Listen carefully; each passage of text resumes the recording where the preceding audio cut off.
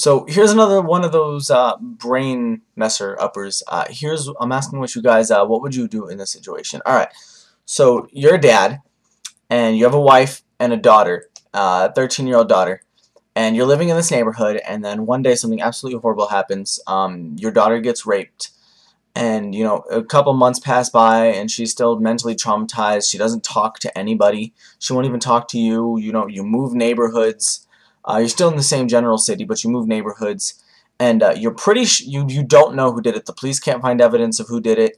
You have absolutely no clue. Your daughter won't tell you, but you have a suspicion that your neighbor, your old neighbor in your old house, is the one who did it. But you don't know. Your old neighbor does have a wife, but he seems like a really sketch kind of guy. Your daughter won't even talk to you or tell you anything about it, but you can almost kind of tell that when she goes outside, she gives the neighbor's house either kind of like a weird look, or the neighbor just a scared kind of look like that. But at the same time, she always acts sketch around everybody, so you don't know if that's just her or if it has something specific to do with that guy. Anyways, so you're out one night on a stroll with your wife. Your daughter's got a babysitter, something like that. Your daughter's at home, and you're on a stroll with your wife, and you see your neighbor out in front of a restaurant, no, my bad, out in front of a liquor store, and he's drinking a bottle, and he's just drunk up against the liquor store. And you look at your watch, and it's 11 o'clock at night. This liquor store is about 20 minutes from your old neighbor's house, where your neighbor lives and where you used to live.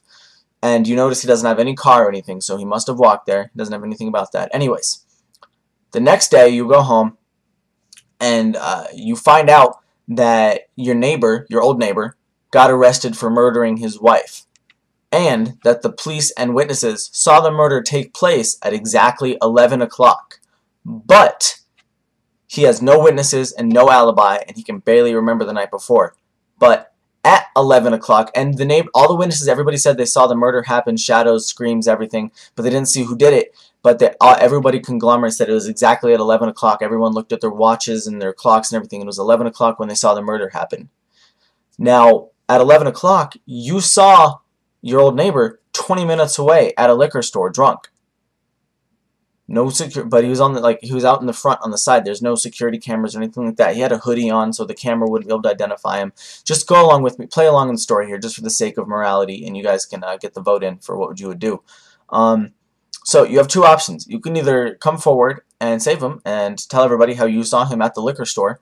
You know what jacket he was wearing and all that kind of stuff, and then they can go check the liquor store tapes, and then he would get freed of that crime, because he didn't commit the murder. You know as a fact he didn't commit the murder because you saw him there at that time. But you also still think he's the one who raped your daughter, but you don't have any hard evidence. You have absolutely no hard evidence that he's the one who raped your daughter. So obviously you don't want to hurt him. You don't know really what the hell to do. Anyways, my question to you guys is, what would you do? Do you, one, let him get framed for the murder and go down for that just because you think he raped your daughter? Do you save him from getting framed for the murder and continue to look for evidence that supports that he's the one who did rape your daughter, and other decisions and stuff like that? Just let me know what you guys would do in this situation. I think this is a really good brain buster.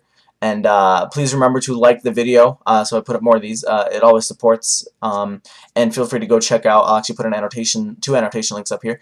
Annotation link here to check out yesterday's moral dilemma brain buster video. An annotation link here to subscribe to my channel. Thank you guys for watching, and I'll catch you guys later. And I look forward to seeing what all of you post.